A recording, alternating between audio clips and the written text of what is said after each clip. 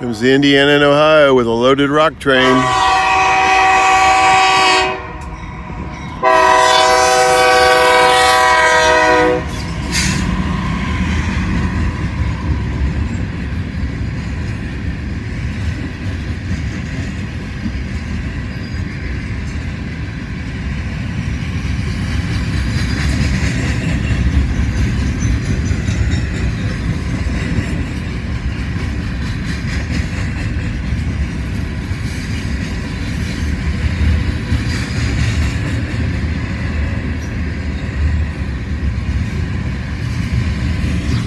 You can tell I'm inside my car.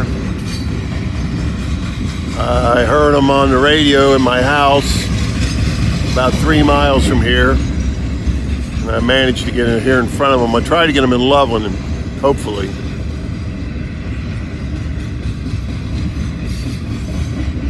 It's going to be a trick. I don't know if I can beat them there.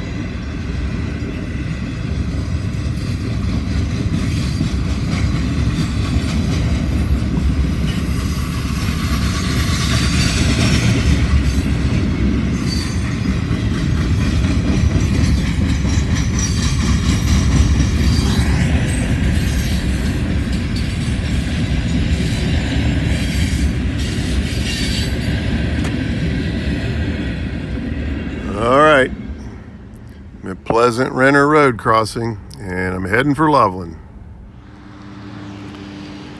Okay, I'm down in Loveland now. This is my hometown. This is where I grew up. And this is the old B&O line. There used to be 2 tracks here. There's just the one now. It's the Indiana and Ohio. And those flashing X's up there are to let the train know not to blow his horn, because Loveland has become a no horn zone over the years. And we got a train on the way now, and what you're going to hear, there's 2 horns on that pole below the X there that start making a noise like a train horn when the train gets here, so it makes a lot of sense. And that noise is triggered when a tall vehicle goes underneath the trestle, because it's only 8-foot clearance. So if they think your vehicle's more than 8 feet tall, that thing will start whistling to try to get you to stop. So every time a pickup truck or something goes underneath there, that thing goes off and drives you crazy. But the train's going to be coming from that direction here in a couple minutes. And that crossing right there is for the bike trail. That's the old right-of-way for the Pennsylvania Railroad that was there when I grew up.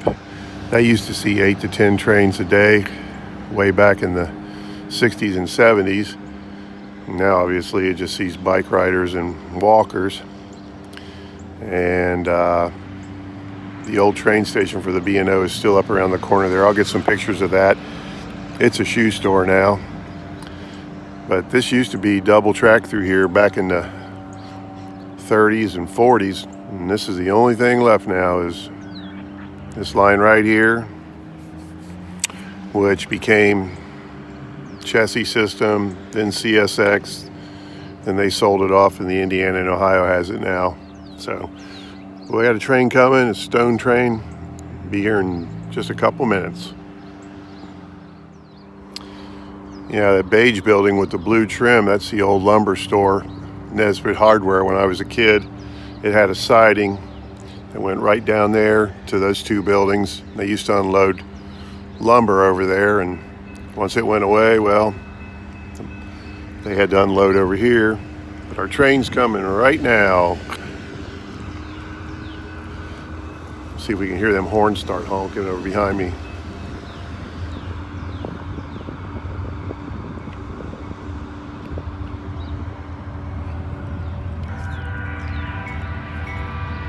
Hear the horns?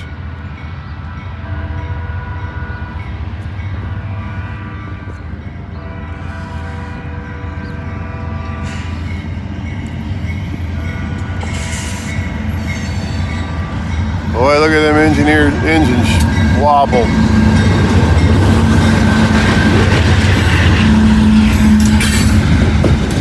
They need to do some track work right there.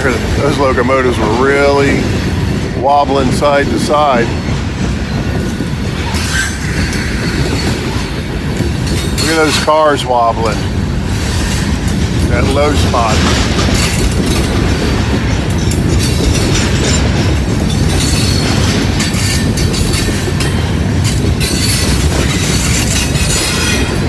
Yeah, they better get in here and fix that.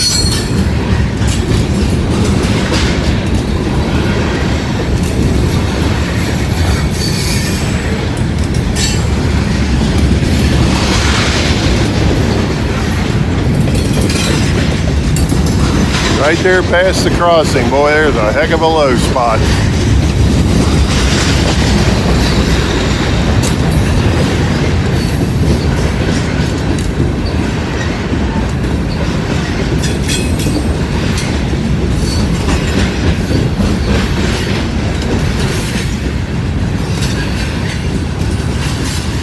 Loaded rock train.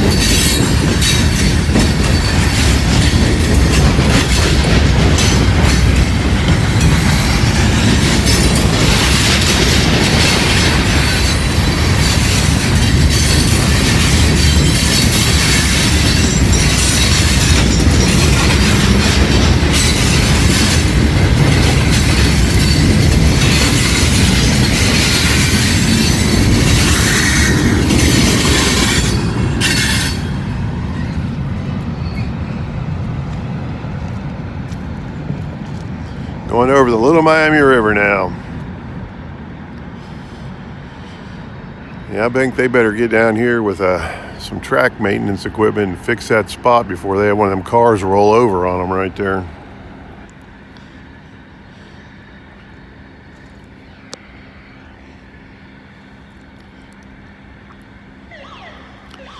All right. Well, I'm going to go take some pictures of the train station. Might make another little shorty video, but that's going to do it for that because I can't catch them now. They're on too many traffic lights and they're heading for Cincinnati. So we'll can't get a manifest train here. They run them in the dark. So hopefully they change their schedule and get them during the day sometime. So anyway, thanks for watching, everybody. Just a quickie today. All right, there's the soft spot, and you can see a bunch of flat spots in the top of the rail too, but that's where where the cars were doing all that swaggering, was right there. Okay, right up here is the old B&O train depot.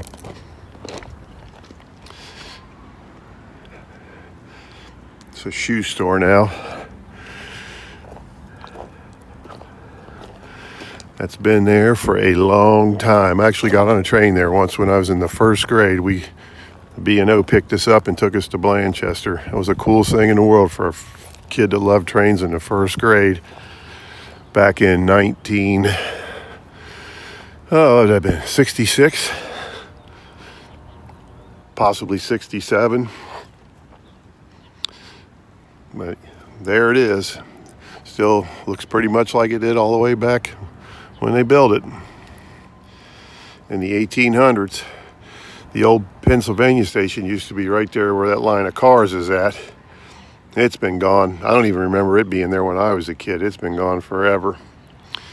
And this is all that's left of the connecting siding that ran between the B&O and the Pennsylvania Railroad. It actually went down, and it would have went through this building here and around and over towards the lumber company. But that was the connecting track. So yeah, just kind of a basic layout. This is my hometown. I grew up about 2.5 miles from where I'm standing right now. So anyway, have a great day, everybody.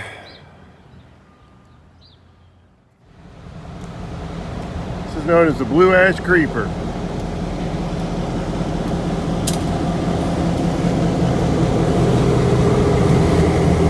This is another I&O line here. They run every day down Blue Ash Road up to the Blue Ash Industrial Park.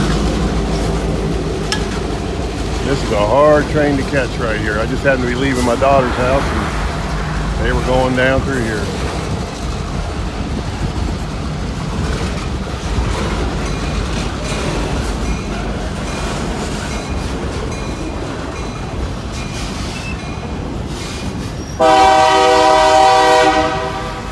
Heading back to Norwood to their yard. This is an old Pensy line right here. This used to run up to Mason, Ohio. They cut it down about 4 miles south of Mason. I remember when the Pensy used to run on this when I was a kid. And they just replaced these rails and put in all welded one except for the joints where they need to activate the signals. But the rails they took out of here, some of them were dated in like 1890s. That's how long they've been here. So yeah, just a quickie. Gotta get out of the rain.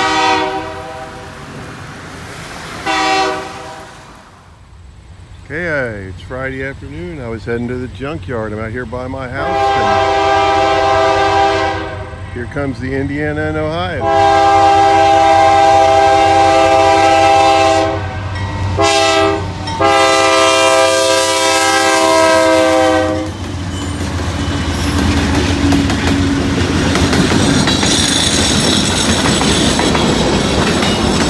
Heading to Cincinnati.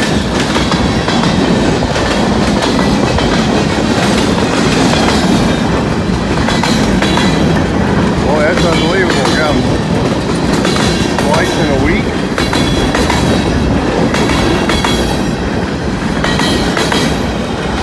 I'm going to try to beat them down to Loveland. They might get them coming into town. It's going to be hard to do though. Don't look like they're very long today.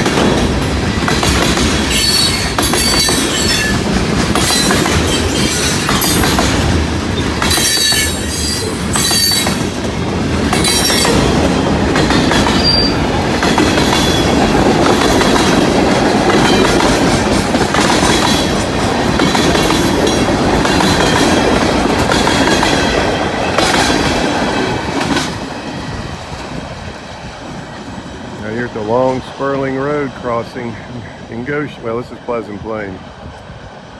And I'm going to get in my car and see if I can beat them to Loveland. So hang around, maybe I'll get lucky.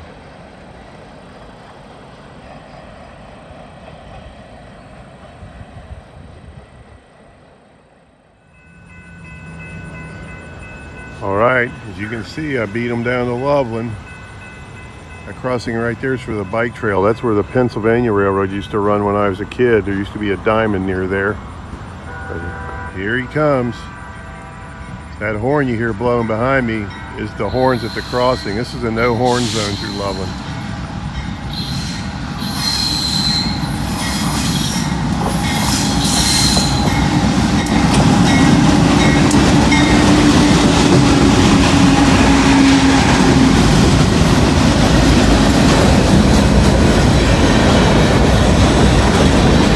Over the Little Miami River behind me here.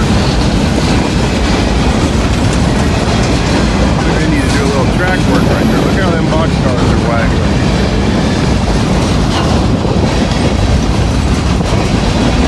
Definitely need to do some track work right there. Heck of a drop off.